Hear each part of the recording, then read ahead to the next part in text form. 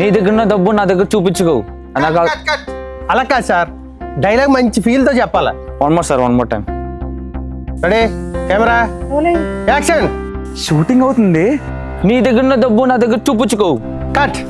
ఇప్పుడే కదా చెప్పాను డైలాగ్ ఎలా చెప్పాలో. ఫీల్ ఉండాలండి, ఫీల్. వన్ మోర్ చేద్దాం. డైలాగ్ ప్రాక్టీస్ చేయించవా, అందరూ నాకే తగులుతారు. 5 minutes break.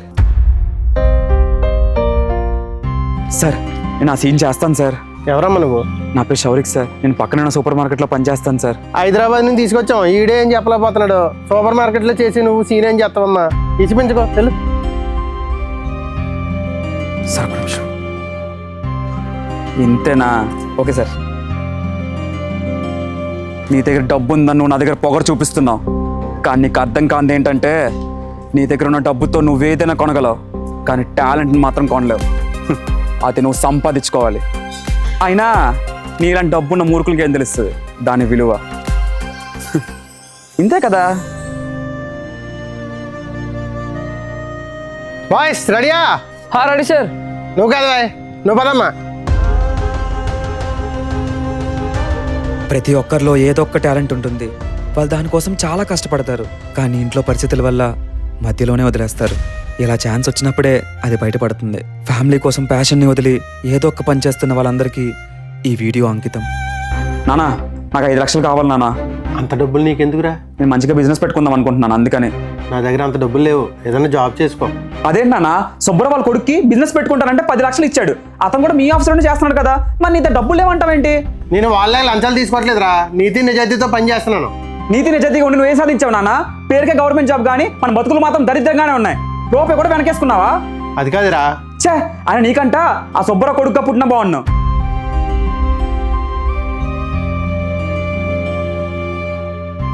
Hey hi bro, బాగున్నారా? మీ నాన్నగారు ఎలాగ ఉన్నారు? బాగున్నారు. మీరు? నేను మీకు తెలియకపోవచ్చు, కానీ మీరు నాకు బాగా తెలుసు. ఆ రోజు మీ నాన్నగారు చేసిన పని వల్లే ఈరోజు మేము ఇంత హ్యాపీగా ఉన్నాం. మా నాన్నగారు ఏం చేశారు?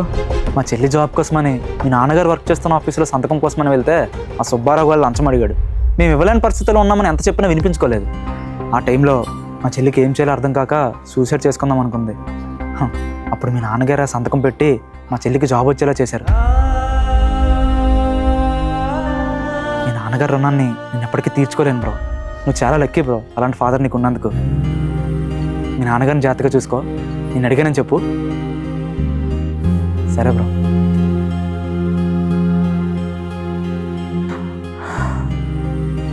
సారీ నాన్న, నువ్వు నీతి నిజాయితీతో ఏం సంపాదించావు అని అడిగాను కదా, కానీ ఎవరో తెలియని వ్యక్తి ఎదురొచ్చి సుబ్బారావు గాడు మీ నాన్నగారు అంటేగా నాకు అర్థం కాలేదు నాన్న.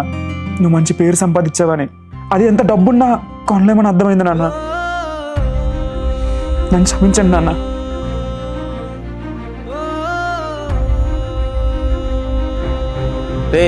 ఎక్కడ ఊరి మీద బయలుదేరా? కాలేజ్ వర్క్స్ కంప్లీట్ చేసుకోవచ్చు కదా. చేస్తానన్యా, అయినా నువ్వు కూడా ఏంటనే బాబు, మా రాజు సార్లు అలా తినేస్తున్నావు. మీ రాజు సార్ నేను ఏమంటారా? ఇప్పుడు చూసిన నా మీద పడేస్తాడన్యా. ఇది చేయి అది చేయి, నీకు బాగుంటుంది, మంచి మార్క్స్ తెచ్చుకొని అలా బుర్ర తినేస్తాడు అనుకో. ఎందుకు కొట్టావన్యా? మన పరిస్థితి బాగోలేకపోయినా సరే నువ్వు ఆ కాలేజ్ చదువుతున్నావు అంటే ఎవరి వల్ల అనుకుంటున్నావు? ఆ సార్ నీ కాలేజ్ ఫీజు కట్టడం వల్ల. అదేంటన్యా? శౌరిక్, మీ తమ్ముడు కోసమా? అవును సార్, ఇంట్లో పరిస్థితి ఏం బాగాలేదు. వాడిని కాలేజ్ మానిపించేసి ఏదైనా పనిలో పడదాం అనుకుంటున్నాను సార్. దానికోసం మాట్లాడదామనే వచ్చాను. చదువు మానిపించేటి ఉంటాయా? వాడు ఫీజు కాలితే నేను కడతానులే. అయ్యో సార్, మా తమ్ముడు ఫీజు మీరు కట్టడం ఏంటి సార్? చదువు జీవితంలో వెలుగు నింపుతుందయా. నా స్టూడెంట్ జీవితంలో వెలుగు నింపడానికి నేను ఆ మాత్రం చేయలేనా? అవును సార్, కానీ వాడు చదువుకుని మంచి పొజిషన్లో ఉంటే ఫస్ట్ హ్యాపీగా ఫీల్ అయ్యేది నేనే.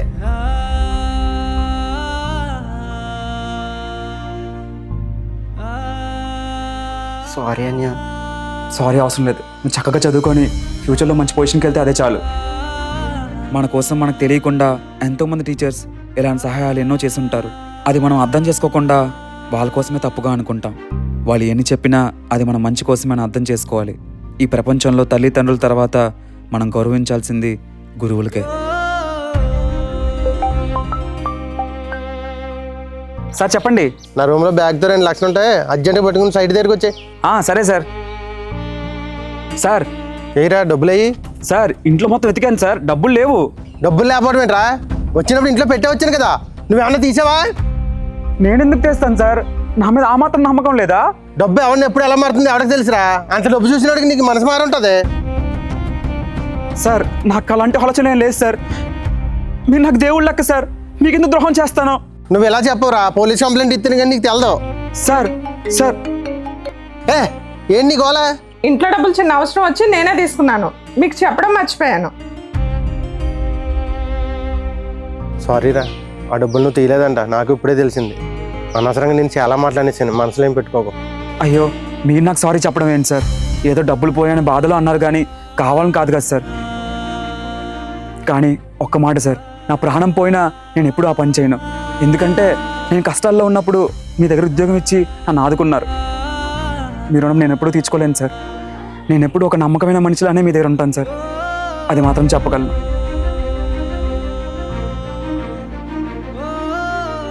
మనం చేసే సహాయం చిన్నదైనా కొంతమంది మనల్ని గుండెల్లో పెట్టుకొని మనతో నమ్మకంగా ఉంటారు.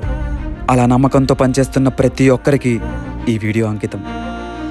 అరే బ్యాక్ సైడ్ చూడండి. పదండి రే రే. రేయ్ పడుకోరా, నేను ఉదయాన్నే డ్యూటీకి వెళ్ళాలి.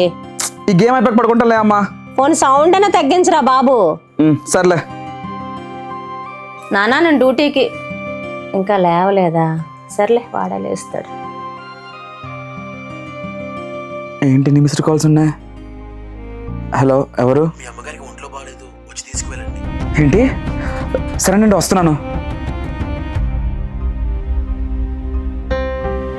ఇంకా తగ్గినట్లేదు, హాస్పిటల్ తీసుకెళ్ళాలి. అరే అమ్మని హాస్పిటల్ తీసుకెళ్ళాలి, డబ్బులుంటే ఎవరా? అరే ఇప్పుడే వేరే వాడికి పంపిస్తాను రా. సరే ఉంటాను మరి. అరే హలో, అరే మామ అమ్మని హాస్పిటల్ తీసుకెళ్ళాలి, డబ్బులుంటే ఎవరా? నాకెలాగ ఇంకో అడుక్కుంటున్నాను, నన్ను అడుగుతున్నావా? కష్టం రా. చెప్పురా. అమ్మని హాస్పిటల్ తీసుకెళ్ళాలి, డబ్బులుంటే ఎవరా?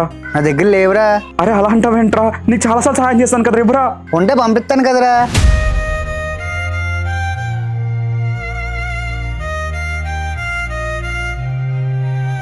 నాన్న అదేట్రా అలా కంగారు పడుతున్నావు? అమ్మకు బాగాలేదు నాన్న. మరి హాస్పిటల్కి తీసుకెళ్ళావా? లేదు నాన్న, నా దగ్గర డబ్బులు లేవు. నీకు ఫోన్ కూడా చేశాను, కనెక్ట్ అవ్వలేదు. నువ్వు ఏ పరిస్థితిలో ఉన్నావో నీకు అర్థమవుతుందా? అమ్మ ఈ పరిస్థితిలో ఉన్నా కూడా నువ్వేం చేయలేకపోతున్నావు. అదే నీకంటూ జాబ్ ఉంటే నువ్వే సంపాదించగలిగితే. అరే నాన్న జాబ్ ఏదైనా చేసుకోవచ్చు కదరా. ఇప్పుడు నేను జాబ్ చేయాల్సిన అవసరం ఏముందమ్మా? నాకేం కావాలని ఇవ్వడానికి మీరు ఉన్నారు కదా. అన్ని రోజులు ఒకేలా ఉండవురా, నన్ను అర్థం చేసుకోరా. వెళ్ళమ్మా నువ్వు మరీనా. అరే ఎలా అంటున్నాను ఏమనుకోకు. మన కోసం ఎవరో రారు, ఏమీ చెయ్యరు. మనకు మనమే సంపాదించుకోవాలి. నిన్ను జాబ్ చేయమంటుంది మా కోసం కాదురా, నీ కోసం, నీ కాళ్ళ మీద నువ్వు నిలబడతావని. సర్లేరా అమ్మని హాస్పిటల్ తీసుకెళ్ళి. సరే నాన్న.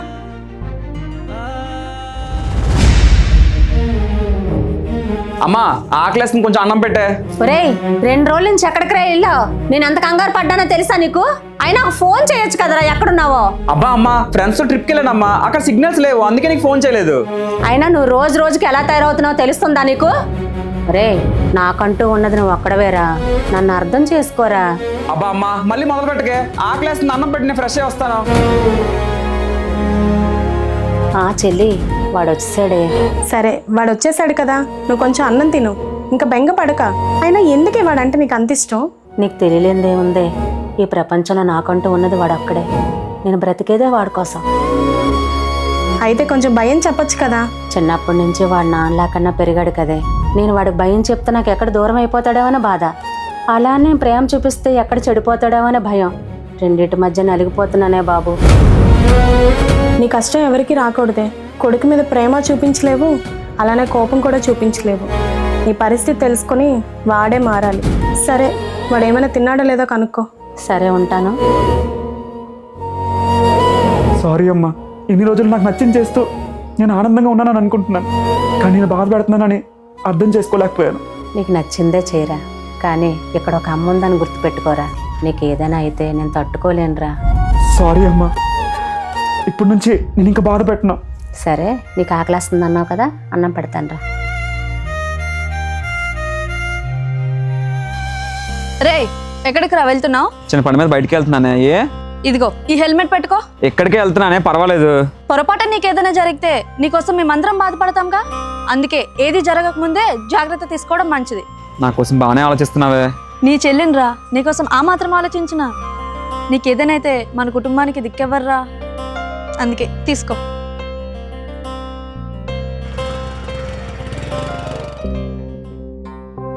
చెల్లి, నువ్వు సురేష్ గారిని లవ్ చేసావా? హా, అవును. మరి పెళ్లి చేసుకుంటాను నమ్మించి మరి బ్రేకప్ ఎందుకు చెప్పావు?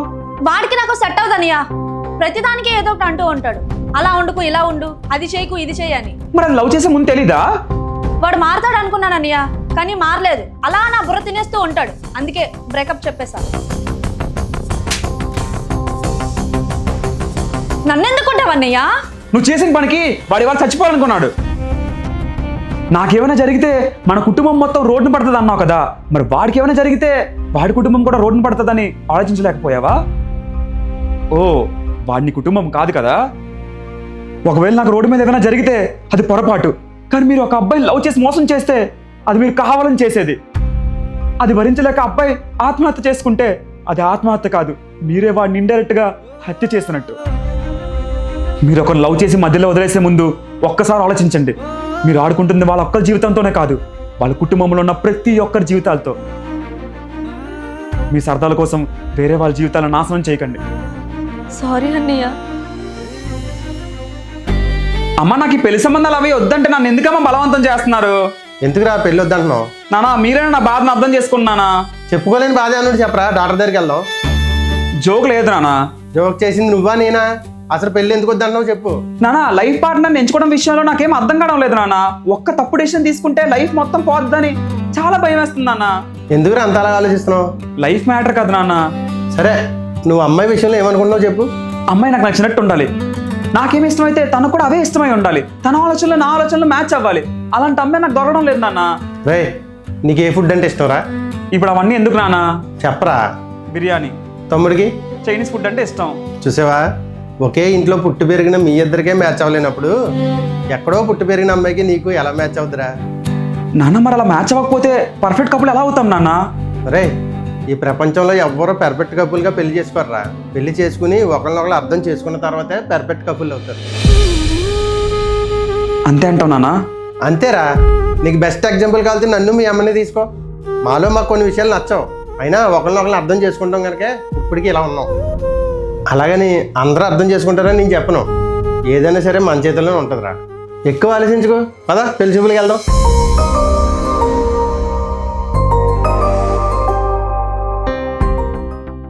అయినా మన సార్ ఏంట్రా బాబు, క్లాస్ రూమ్లో ఫ్యాన్ కింద కూర్చోబెడతాడు అనుకుంటే ఫీల్డ్ వర్క్ అని చెప్పి ఇలా ఎండలో తిప్పిస్తున్నాడు. మనకు మార్కులు కావాలంటే మన సార్ చెప్పినట్టు చేయక తప్పదు. ఆయన నాకు ఈ పల్లెటూరు అంటే చిరాకురా బాబు. ఈ మట్టి వాసన, మట్టి మనుషులు. రే, సోదాబి తొందరగా రండి. వస్తున్నాను సార్.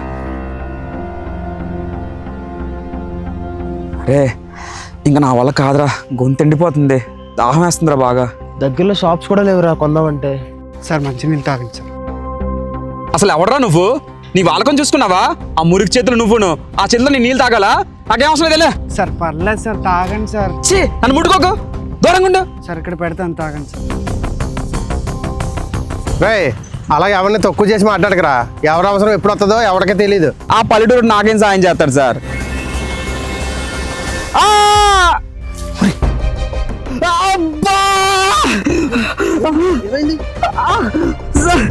రే, పాము కొట్టేసినట్టుందిరా. సార్ హాస్పిటల్ తీసుకెళ్దాం సార్. బాబు, ఇక్కడ దగ్గరలో హాస్పిటల్ ఎక్కడ ఉంది? హాస్పిటల్స్ ఇక్కడే లేవు కానీ పామీరుడు ముందుకు తెలిసిన అతను ఉన్నాడు, పదండి తీసుకెళ్తాను.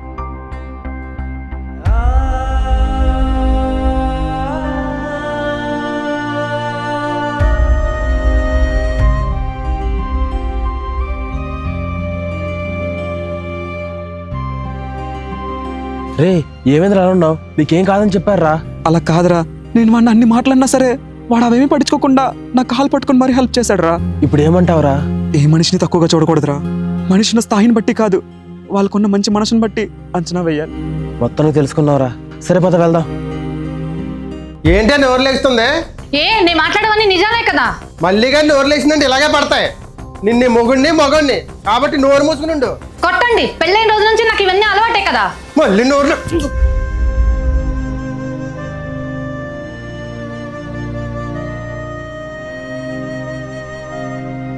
ఎరా, అప్పుడే తీసుకొచ్చా చెల్లిని కాలేజీ నుంచి? అది కాలేజీలో ఎవరితోనో గొడవడిందంట, కాలేజీలో పంపించారు. ఏమే గొడవటమే? నువ్వేమైనా పెద్ద రౌడీ అనుకుంటున్నావా? నాకు నచ్చని పని చేసింది, అందుకే కొట్టాను. అయితే మాత్రం చెప్పాలి కానీ కొట్టేస్తావా? ఎక్కడ నేర్చుకుంటావు వెళ్ళండి అన్ని? ఎవరి దగ్గర ఎందుకు నేర్చుకుంటాను నాన్న, నీ దగ్గరే నేర్చుకుంది. ఏం మాట్లాడుతున్నావురా? నిజం నాన్న, నువ్వు అమ్మతో రోజు గొడవాడతావు కదా, అది చూసి నేర్చుకుంది ఎదుటి వాళ్ళతో ఎలా ఉండాలని. నేను కొడితే అది కొట్టాలా? కొట్టక ఏం చేస్తుంది నాన్న, మీ ప్రవర్తన బట్టే కదా మా ప్రవర్తన కూడా ఉంటది. మంచినా చెడైనా మేము పేరెంట్స్ దగ్గరే కదా నేర్చుకుంటాం. అది కాదురా. ఏది కాదు నాన్న, మీరు మా హీరో నాన్న, మీరు ఏం చేస్తే మేము అలా చేయాలనుకుంటాం. చిన్నప్పటి నుంచి మేము మిమ్మల్ని చూస్తూ పెరిగాం, మీ అలవాట్లే మాకు వచ్చాయి.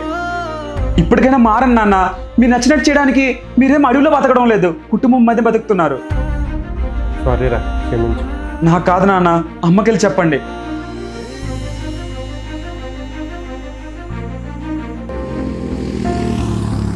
రే, అంత ఫాస్ట్గా ఎందుకు వెళ్తున్నావురా? స్లోగా వెళ్ళు. ఈ మాత్రం స్పీడ్గా వెళ్ళకపోతే కిక్కమంట చెప్పు. ఉన్నది ఒకటే లైఫ్ రా, ఎంజాయ్ చెయ్యాలి. పోతే పోయామంతే. రే, నా మాట విను. రే ఆగరా. రే, నాకు కొంచెం కడుపు నొప్పిగా ఉంది, ఆ షాప్ దగ్గర ఏమైనా తీసుకుందాం, పక్కా ఆపరా.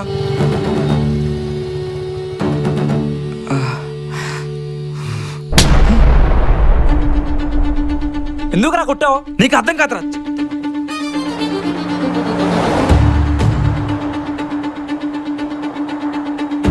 రే ఎందుకు ఎంత స్పీడ్గా వెళ్తున్నావు? నేను స్పీడ్గా వెళ్ళకపోతే కిక్కే ఉంటుంది చెప్పు. లైఫ్ని ఎంజాయ్ చెయ్యాలరా.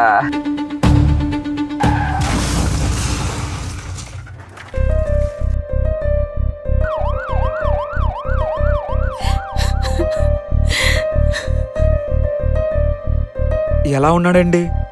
నా జీవితం నాశనం చేస్తావు కదరా. నాకున్న ఒక్కగానొక్క తమ్ముని నాకు లేకుండా చేసావు. అక్క జాబ్ వచ్చింది, ఇక నుంచి మన కష్టాలు అన్నీ తీరిపోయి అన్నాడు. నీ తల పొగరుతో వాడిని చంపేశావు.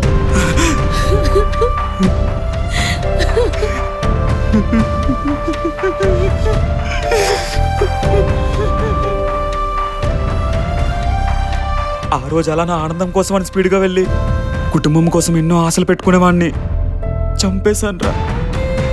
మన థ్రిల్ మనం బలవచ్చు, కానీ మన థ్రిల్ కోసం అవతల వాళ్ళు బలి చేయకూడదు. ఆ రోజు నుంచి ఈ రోజు వరకు నేను వాడిని అన్యాయంగా చంపేశాననే గిల్తోనే బతుకుతున్నాను రా. అలాని బతుకు నీకొద్దు. నువ్వు చెప్పింది నిజమేరా, ఒకటే లైఫ్, అది ఎంజాయ్ చేయాలి. కానీ అవతల వాళ్ళ జీవితం నాశనం అయిపోయేంతలా ఎంజాయ్ చేయకూడదు. నీకు థ్రిల్ కావాలనుకుంటే ఇంకా దేనిలోనో వెతుక్కోరా, ఎలా కాదు. సారీరా, ఇంకెప్పుడు స్పీడ్గా డ్రైవ్ చేయను. సరే నానా, నాకు బైక్ కావాలి నానా. బైకా? ఇప్పుడు ఎందుకురా? మా కాలేజ్లో ఫ్రెండ్స్ అందరూ కాలేజ్కి బైక్ మీద వెళ్తున్నారు, నేను ఒక్కనే బస్ మీద వెళ్తున్నాను. ఎలా వెళ్ళినా వెళ్ళేది కాలేజీకే కదరా. నాన్న, ఇంకెంతకాలం అలా బస్సులో నిలబడుకుంటూ తోసుకుంటూ వెళ్ళాలి? అదే బైక్ కొనిచ్చావనుకో ప్రశాంతంగా కాలేజ్కి వెళ్తాను. నా దగ్గర ఇప్పుడు అంత డబ్బులు లేవురా. కొడుకు కోరింది కూడా తీర్చలేకపోతున్నావు, నువ్వేం నాన్నవి? అదే అమ్ముండుంటే బాగున్ను, నన్ను అర్థం చేసుకుందును.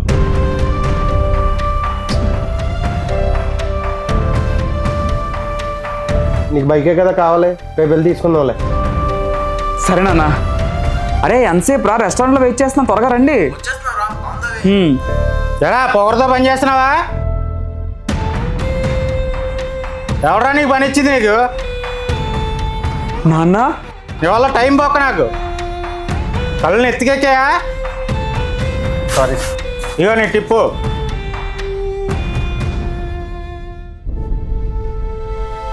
ఏంటి గొడవ? రోజు ఉండే కదా సార్. వాళ్ళు ఎక్కడో కోపాలు తీసుకొచ్చి మీని మ్యాచ్ చూపిస్తుండ్రు. సరే, నువ్వు అడిగిన డబ్బులు తీసుకో. నీకు ఆపరేషన్కి ఇంకా టైం ఉందిగా, అప్పుడే డబ్బులు అడిగేసావే. మా అబ్బాయి బైక్ కొనమన్నాడు సార్, అందుకనే. నీ కొడుకు బండి కొంది, నీకు ఆపరేషన్ ఎలాగ అవుద్ది? నాకేమవ్వదు సార్, నేను ఏం చేసినా వాడి సంతోషం కోసమే కదా సార్. వాడే సంతోషంగా లేనప్పుడు నేను బతికుండి ఏం ఉపయోగం సార్? సరే, జాగ్రత్తగా వెళ్ళు. పిల్లలు కోరే ఆనందాల కోసం తల్లిదండ్రులు ఎన్నో త్యాగాలు చేస్తారు. మనం వాళ్ళని బాగా చూసుకోకపోయినా పర్లేదు, కానీ వాళ్ళు మన మీద పెంచుకున్న ప్రేమని మనం అర్థం చేసుకుంటే చాలు.